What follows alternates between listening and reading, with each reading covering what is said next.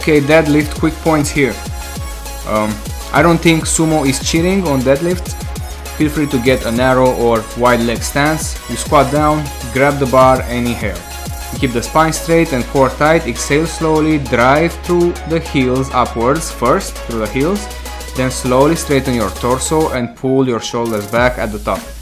Come back down in reverse order with a straight spine and the bar as close to the body as possible. Okay guys, so that's about it with the video, trying to keep them short.